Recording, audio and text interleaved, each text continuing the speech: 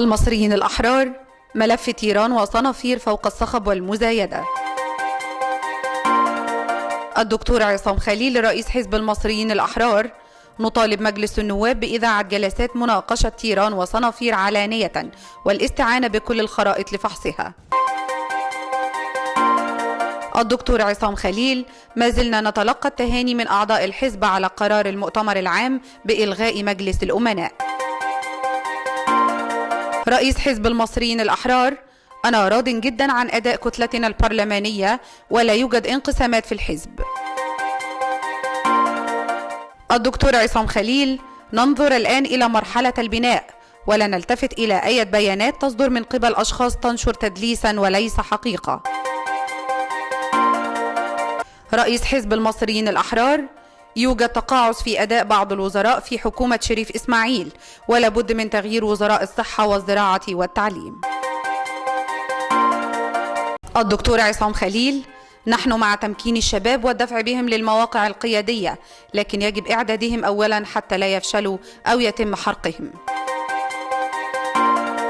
رئيس حزب المصريين الأحرار: نطالب بوجود مجالس استشارية تضع الخطط أمام رئيس الجمهورية ويتم على أساسها اختيار الوزراء ثم محاسبتهم عليها.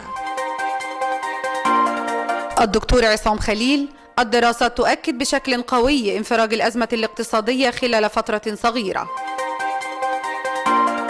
رئيس حزب المصريين الأحرار: نستعد للمحليات كما استعددنا لانتخابات البرلمان وننتظر صدور قانون الانتخابات.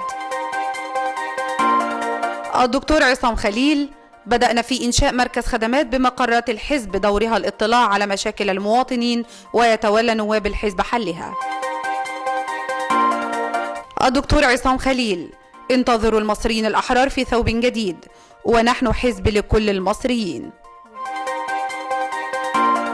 الدكتور عصام خليل ووفد المصريين الأحرار يقدمون التهنئة للبابا تودروس الثاني بعيد الميلاد المجيد في مقر الكاتدرائية المرقسية بالعباسية.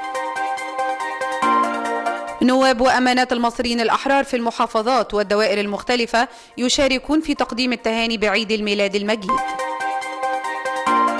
طارق رضوان يتبرع ب100,000 جنيه لبناء مسجد وكنيسة بالعاصمة الإدارية الجديدة.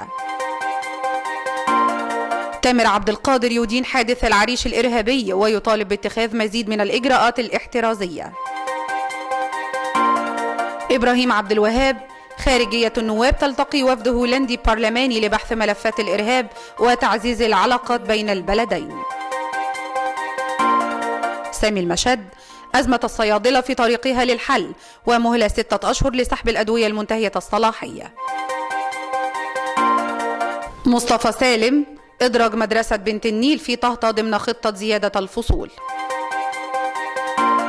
إيهاب الطماوي: إصلاح ماسورة الصرف الصحي المتسببة في هبوط أرضي بميدان الأفضل بشبرا.